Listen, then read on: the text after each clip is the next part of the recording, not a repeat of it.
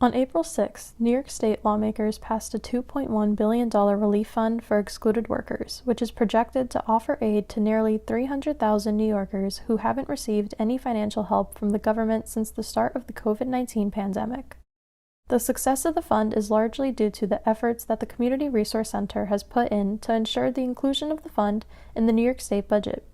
The Community Resource Center is a nonprofit organization located in Mamaroneck, New York. Their mission is to empower and integrate immigrants locally and throughout Westchester County. The Community Resource Center actively supported the Essential Excluded Workers campaign, which was seeking New York State Governor Andrew Cuomo to provide a $3.5 billion fund for immigrant essential workers who have been on the front lines of the pandemic but haven't received any aid from the government. In an interview with LMC, Janet Fry, the Deputy Executive Director for CRC, described the importance of providing this fund to the excluded essential workers in New York. Most of those undocumented workers got sick with COVID, and some of them lost their lives because they didn't have access to hospitals. They didn't have access to healthcare, and those families, especially the ones who lost their breadwinner, have access to this fund, which is something that for us was very important.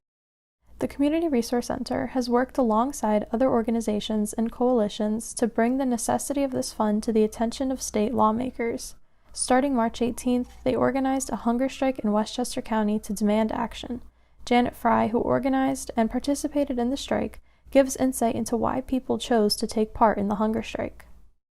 Our community is already dying, our community is already hungry, starving, and they are not choosing that. So I prefer to choose this for a cause that our community, deserves.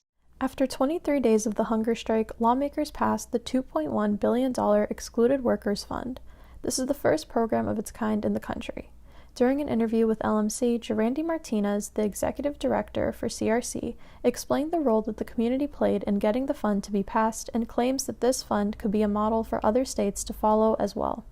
I think Westchester County played a critical role, as we've said in our meetings, for getting this fund passed. And this serves as hopefully a role model for other communities that are hoping to either pass a fund or legislation.